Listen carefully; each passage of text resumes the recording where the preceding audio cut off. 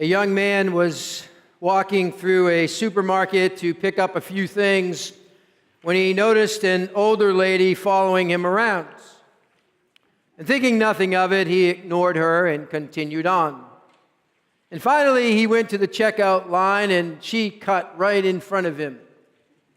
"Pardon me," she said, "I'm sorry if my staring at you has made you feel uncomfortable. It's just that you look just like my son who died recently." "Oh, I'm very sorry," replied the young man. Is there anything I can do for you?"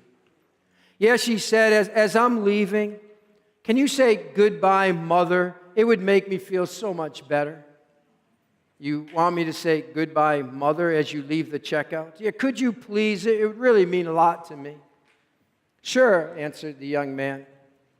So as the old woman was leaving, he waved to her and called out to her, "Goodbye, Mother." And as he stepped up to the checkout counter with his 3 items, he saw that his total was $147.50. "How can that be?" he asked. "I only purchased a few things." The cashier said, "Your mother said that you would pay for her." Now that's a gotcha. I mean, it's no fun to be duped. It was no laughing matter many years ago when church-going folks were defrauded of $450 million in a 4-year period by scam artists who posed as church members. They spoke the Christian language and they played the part of any real believer, but they cheated many believers out of their life savings through phony investment scams and pyramid schemes. All the things Christians have fallen for over the years. I remember as a pastor in Portland, Maine, having to deal with a deceiver in the church who was winning people over with his charm and charisma, but was defrauding one person at a time and moving throughout the churches in Portland. He became very divisive. But he was so good at playing the part that even when discipline action had to be taken on him, some Christians didn't understand why we would do that. I mean, he means well, they would say. No, he was a con artist preying upon the feelings of trust in the Christian community. And likewise, it's no laughing matter when susceptible saints are duped into swallowing lies, thinking it is true. I mean, how many well-intentioned saints have gone off the rails of biblical truth in the name of tolerance and relevance and rationalism and a feel-good Christianity? And why is it that we are discerning about things that are important to us in our daily lives, yet not use the same skills and careful practices in matters of truth and spirituality? As it's been said, a lie can travel halfway around the world while truth is putting on its shoes.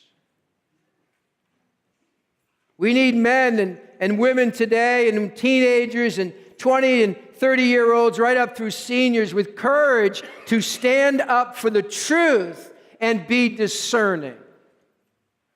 See, there's no virtue in being gullible. Now, that's not to say no one can ever be believed or trusted, and you should be this great cynic and suspicious of every story told. I'm not saying go that far over. It's just at times we are such a gullible bunch, are we not? I mean, there is a fine line, and you have to figure where that is between giving people the benefit of the doubt and being overly trusting and naive. See, the problem isn't just that we're so trusting. The problem is, well, I'm getting ahead of myself. I want to look at the passage of Scripture of a true story of people being duped. You'll find it in Joshua chapter 9, and if you're not there already, I would encourage you to turn in your Bibles to the book of Joshua. And we're going to be looking at Joshua chapter 9. It's an Old Testament book with a great message for us because it comes from God's mouth. Now we continue in our sermon series on being strong and courageous. There are so many life lessons for us from this Old Testament book of Joshua. Now, I've organized, as I've said, the series around be statements, be statements, such as be faithful, be unified, be yielded, be diligent. And if you were here last week or you were able to check out the sermon online, you'll recall where we left off. It's kind of important to know that, because after suffering a major defeat, God wrote another chapter in the lives of his people. They went from failure to victory. And the word to us from last week was we can always be hopeful because failure is not final. We can begin again. And for the people of Israel, it was a dramatic and positive time for them as a nation, as we left off last week. Now, I don't know about you, but it's coming off of a victory or a high point or a time of success that I must be ever so careful not to let my guard down. Perhaps it's on the heels of victory that we are most vulnerable to deception. Now, whether that's true or not, Joshua chapter 9 is very instructive for us in this matter of not being deceived. And I believe we find in this chapter, Joshua chapter 9, 3 stages of deception. And by extension, they're stages that deception is going to pass through if it's going to be successful in our lives. And we need to be aware of them so we can guard against being duped. And so there's 3 stages here. They're not profound. They're really rather simple and straightforward, and I think rather obvious stages of deception.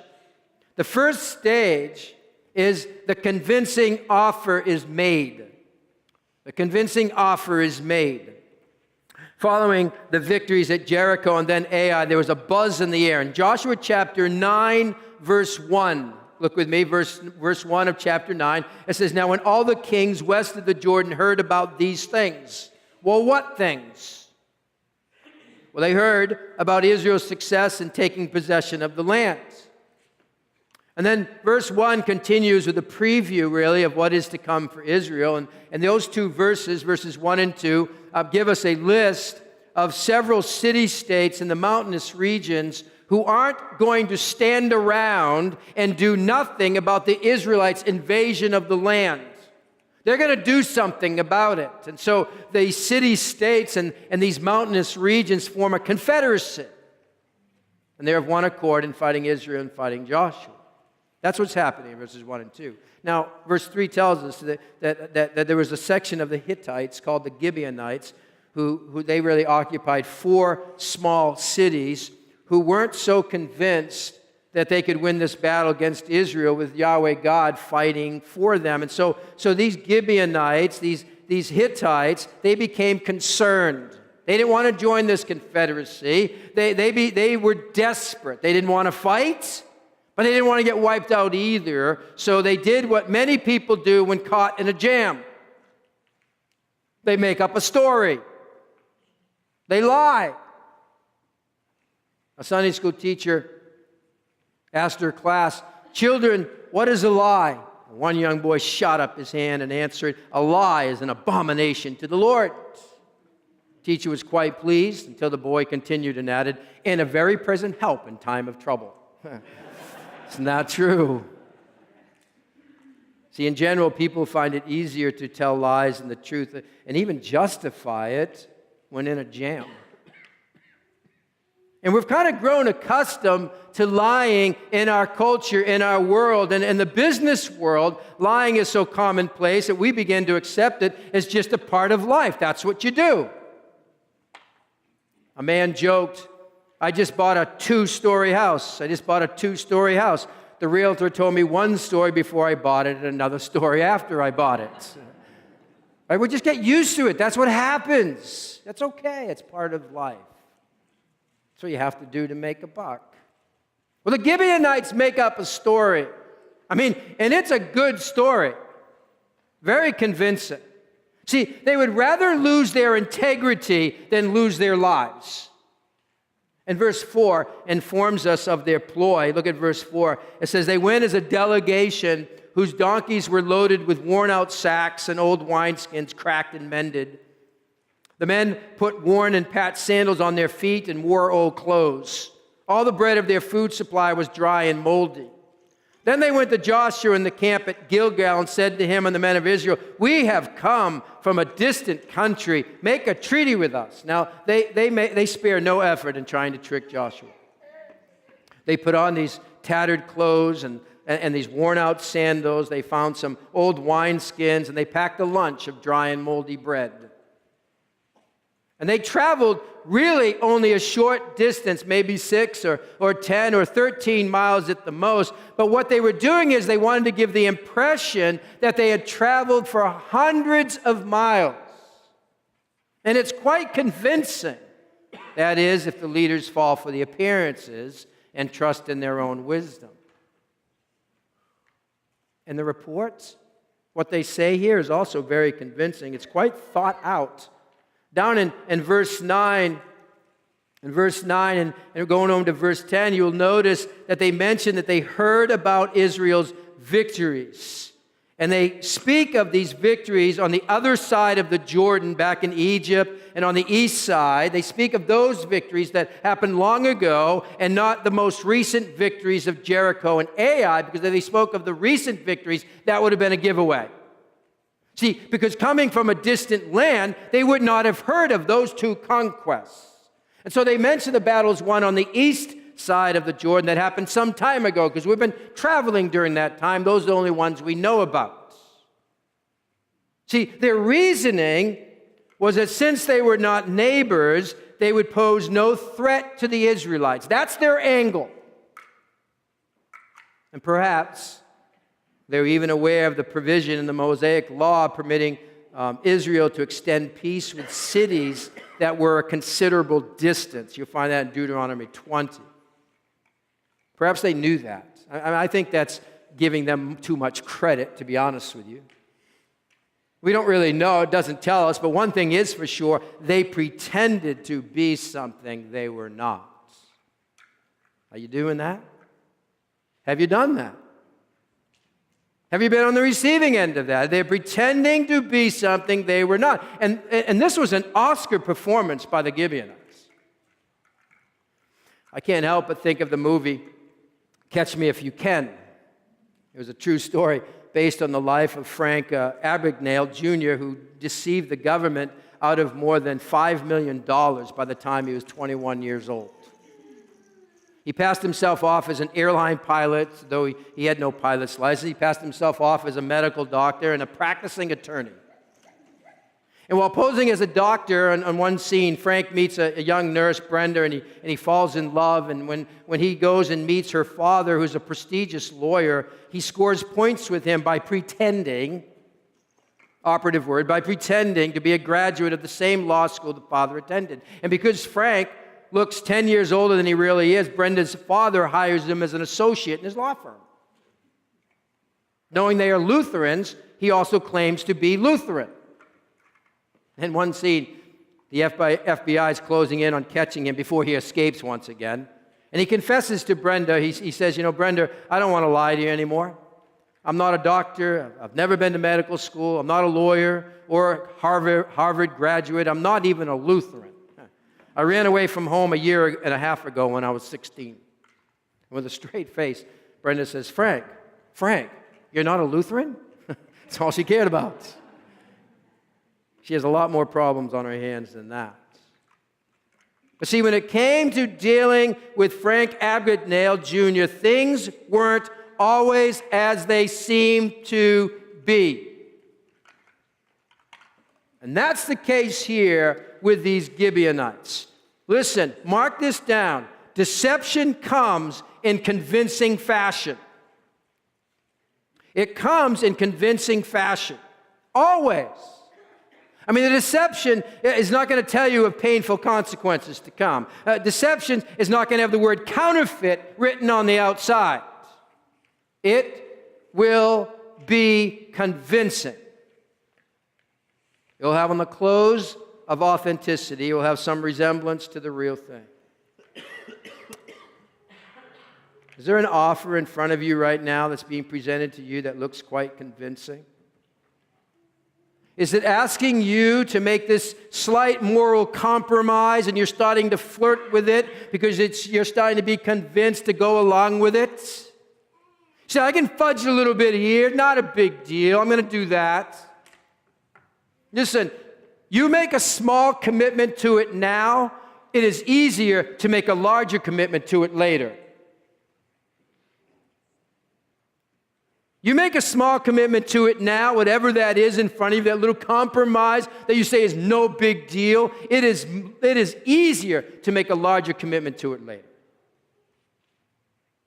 I mean, is there something that you're doing today that you once said you'd never do? That might be a flag. Don't let any deception, any lie, any compromise get its foot in the door. Convincing offer is made.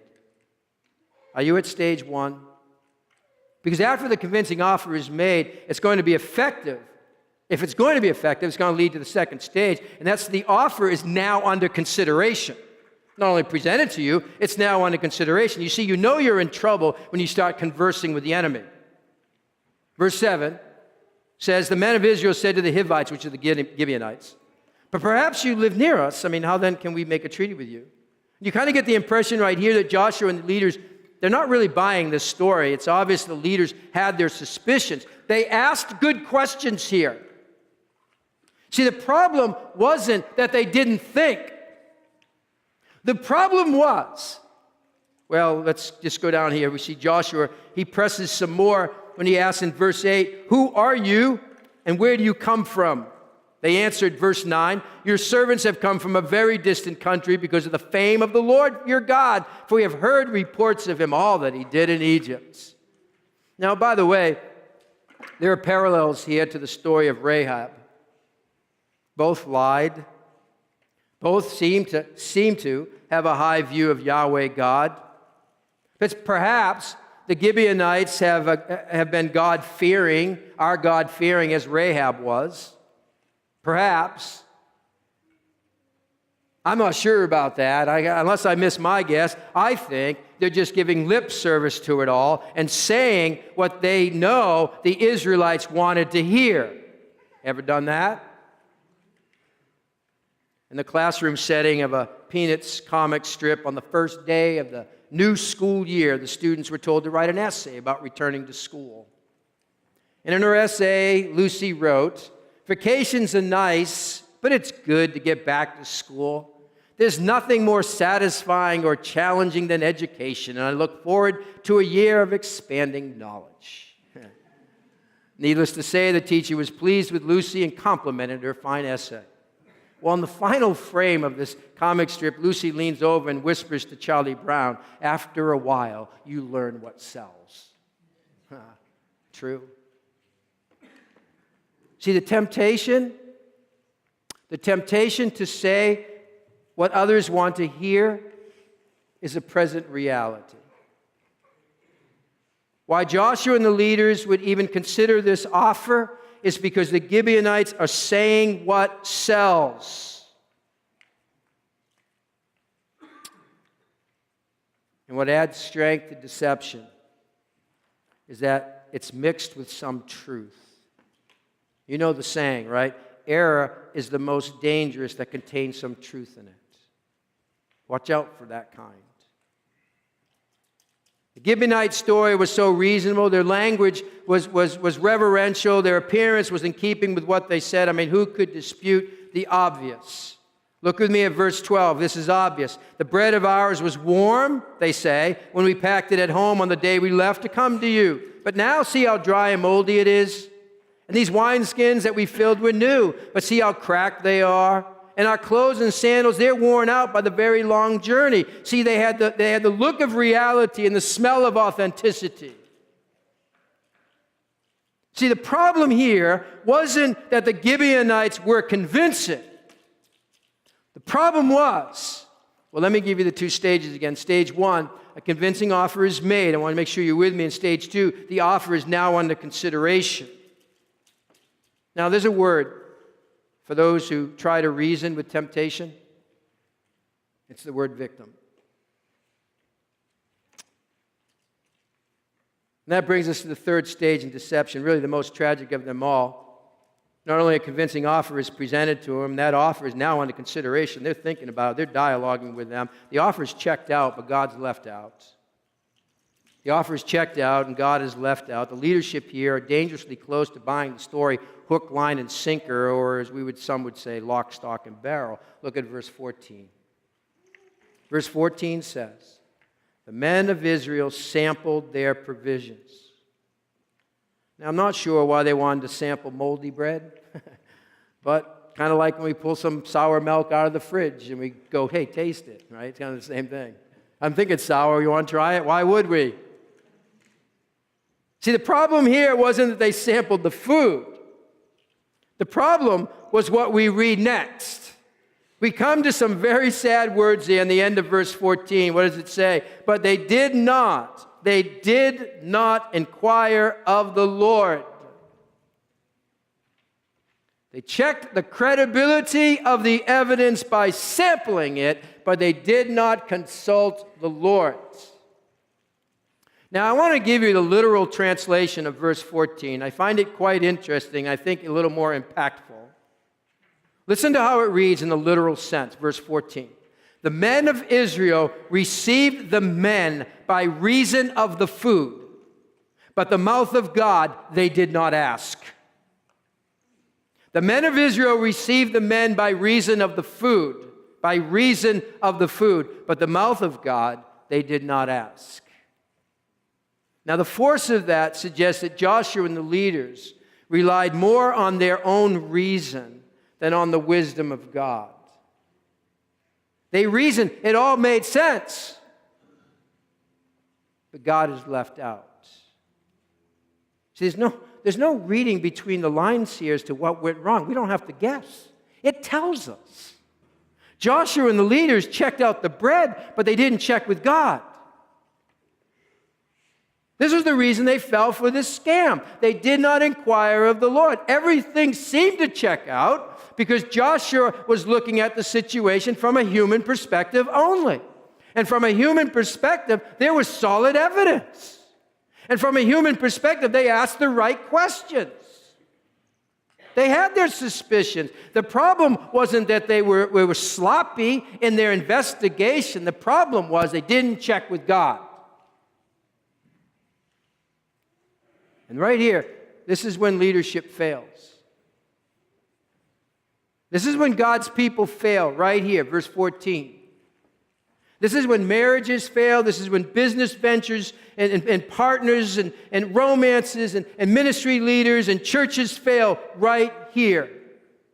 Why did Joshua and the leaders fail? We just answered it. They did not check with God. The mouth of God they did not ask.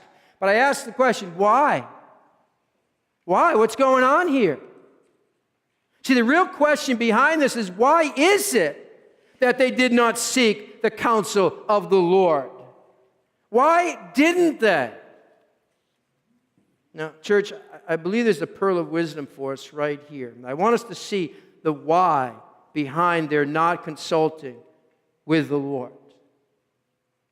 Because this is what it all comes down to, I believe, for us today. We are just too smart for our own good sometimes. We are just too smart for our own good sometimes. We see some issue before us, and it seems so obvious that we move ahead without consulting the Lord.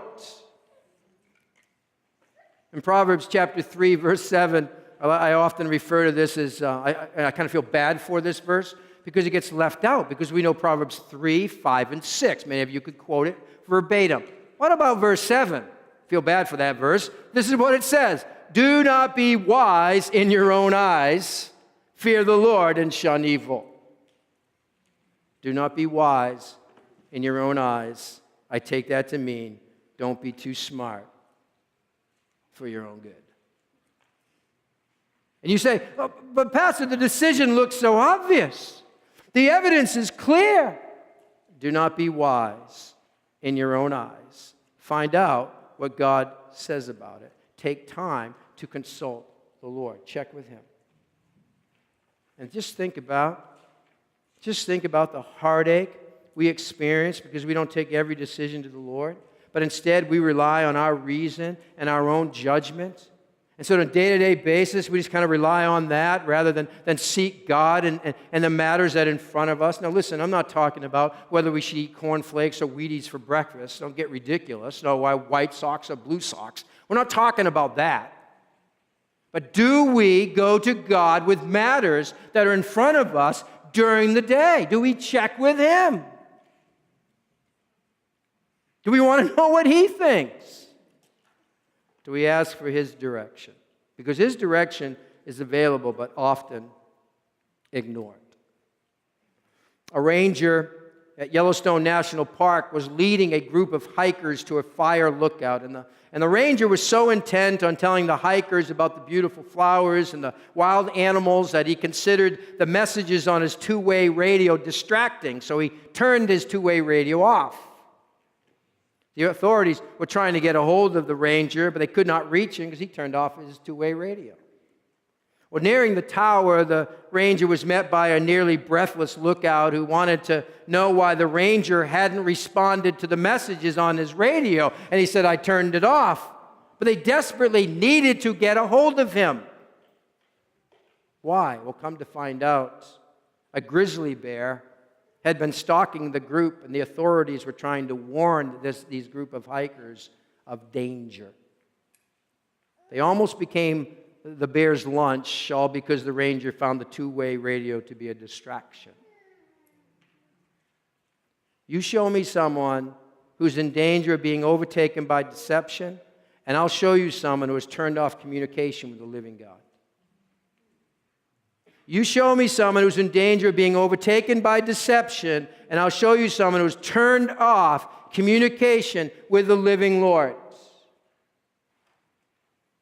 Your future and mine are determined by one thing: seeking after the Lord. We stop feeling the need to seek Him, we are set up to be duped. Are you sampling the food, yet not seeking Him? Are you in danger of trusting your own judgments, leaving God out? In what way are you just too smart for your own good? See, the famous last words when it comes to being deceived are 4 words. Famous last words when it comes to being deceived, 4 words. I can handle it. I can handle it. I can handle this relationship right here with an unbeliever. I can handle it. I can handle this temptation. I got it. I can handle this. I can handle this decision. I can handle it. Fill in the blank. On my own, I have this. Tragic words that don't end well. And it doesn't end well for Joshua and his leadership team. They make a treaty of peace with the Gibeonites, which is a direct violation of God's word. You can check it out for yourself in Deuteronomy chapter 7, verse 2.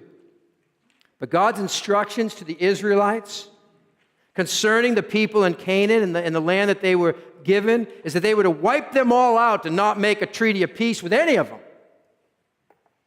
And 3 days following this decision to make a treaty of peace with the Gibeonites, Joshua and his men learned that they were duped. Do you know what it feels like to be fooled?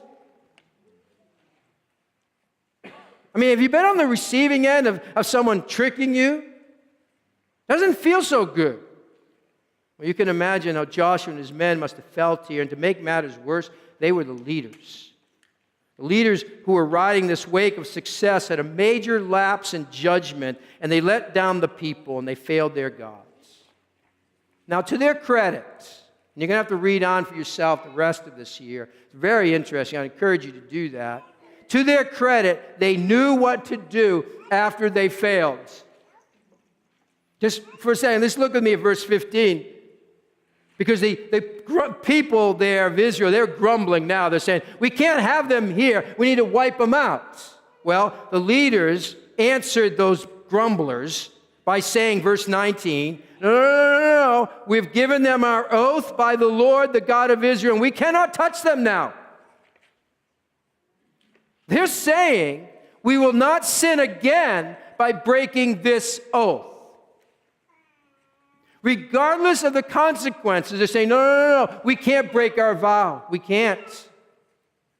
Now, Psalm 15, verse 4. Psalm 15, verse 4, it says of a man who walks in integrity. You know what it says about a man who walks in integrity? That he keeps his oath even when it hurts. How are we doing there? I mean, it hurts right here. You see, you cannot undo the past, but you can make good decisions now. Just because you didn't check with God back there somewhere doesn't mean you have to continue to shut him off. Return to principle after failure. Now, they didn't have to be in this predicament. Do we take them out? Do we not? What do we do now? They didn't have to be in that. This should have never have happened. It all happened because they did not check with God. All because they became too smart for their own good. They reasoned that it all made sense, but never checked in with God, and they did not detect deception. It's been said this way: we need not only the power of God to overwhelm our obvious enemies, but also the wisdom of God to detect our subtle enemies. Unfortunately, the church too often craves God's power while it ignores God's wisdom. I found that convicting. Because if asked, which would I rather have, God's power or God's wisdom, which is not really, neither or, but if we ask that, we'd say God's power. No, like Solomon, we should say, how about wisdom?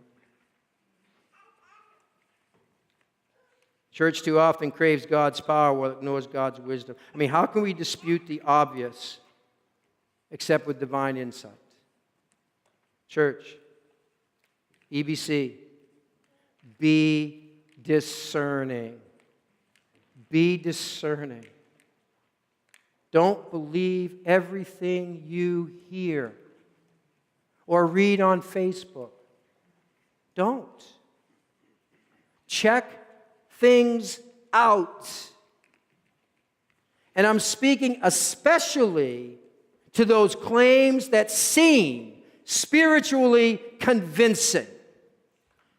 Be discerning. Are you growing in discernment? Are you practicing discernment skills like careful thought and biblical thinking and close observation and application of His Word to your life daily? I mean, what is it that might be dangling in front of you right now that has the potential to take you away from the one that you love? What area in your life can you ill afford right now to let down your guard? What are you allowing lately to make its way into your thinking? Maybe it's a lie you've swallowed or you're about to swallow. How close are you to being duped? Convincing offer is made. The offer is under consideration. The offer is checked out, but God is left out. Where are you in that? Do you see yourself in any of those stages? I don't know. Maybe it's the person you're thinking about dating. Maybe it's the person you consider marrying. Or maybe some leaders chosen, or maybe a partnership in that business venture. I don't know what it is for you. But you're starting to take it under consideration. You're leaving God out and say, I can handle this one. I want to leave you with three thoughts to take with you around being discerning. You can call them action points, whatever you want. They're not really steps because you need all three of these. And you need more than these. I'm just going to give you three because you really want to get home at some point. Three thoughts. First one. When under pressure, here's the first one. If you want to grow in discernment and be discerning, when under pressure, wait. Can we just do that? When under pressure, wait. They didn't. Especially when under pressure to make a decision, wait. Sit on it. Give yourself time to seek the Lord. When under pressure, wait. Kind of basic. Two, another basic one. Ask God for wisdom. It just rolls off our lips. Ask God, yeah, I'm supposed to ask God for wisdom. James chapter 1 tells us that if we lack wisdom, and we all do, more times we feel that more than others, but we all lack wisdom. If we lack wisdom, what should we do? Ask God for it. And when we ask God for it, He doesn't really like to give it to us. No, James 1 says He loves to give it to us. He wants it. He's just waiting for you to ask for it. And yet we're tempted to rely often on our own reason than on the wisdom of God. When under pressure, wait. Ask God for wisdom. Lastly, I'd say, probably most importantly, immerse yourself in biblical truth. You cannot detect deception any other way. You cannot gain discernment overnight. You cannot gain discernment through some mystical experience. Discernment comes as we grow and develop a biblically informed mind. I cannot stress that enough. Remember verse 14 taken literally. It says, the men of Israel received the men by reason of the food, but the mouth of God they did not ask. What has come to us from the mouth of God? His written word. God's word says that man cannot live on bread alone, but on every word that comes from the mouth of God. Is this your daily bread? I need it. You need it. Are you growing and developing in a biblically informed mind? If you're not, you're going to be duped. No other way to say it. You're going to be duped. You're going to fall for things we should never fall for. Because there are deceivers and there are schemers all around us. How's your deception detector? How's your deception detector? There was a well-known comedian, evangelist, and professed ex-Satanist who was known in his day as America's #1 Christian comedian. He sold in excess of 1 million records in the 80s. Now, I know for some of you, that seems like it's in your history books. I lived in the 80s. But his book, The Satan's Seller, it sold 3 million copies in 20 years. He had appearances on 700 Club, The Oprah Winfrey Show, Larry King Live, Focus on the Family, and ABC's 2020. Law enforcement used this guy to help train others about the occult. The story is an amazing story of a young orphan boy who was raised in foster homes. He drifted from his family and friends, and he joined the secret, all-powerful satanic cult. He was in deep of drug addiction. He ascended in the satanic ranks to the position of high priest with 1,500 followers in 3 cities. He had unlimited wealth and power at his disposal, provided by members of Satanism's highest echelon, the Illuminati.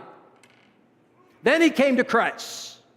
His life changed. He was gifted as a spellbinder orator. I mean, he could make people laugh. I sat in one of his concerts. He made me laugh.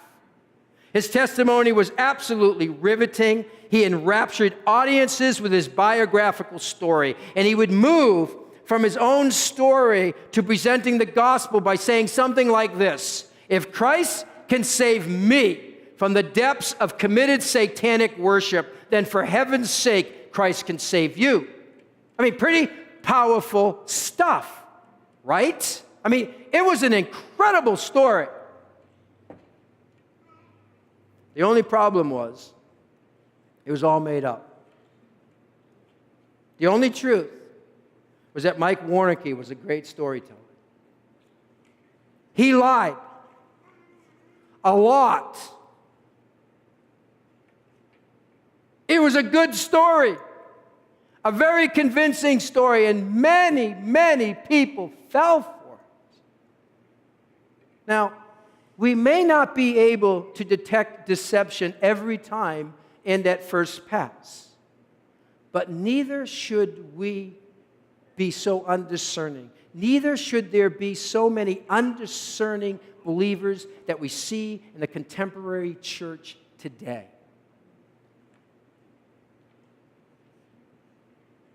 EBC, do you know the truth?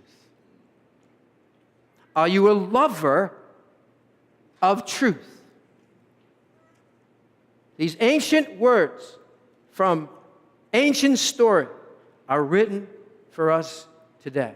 Let's be strong and courageous and standing for the truth.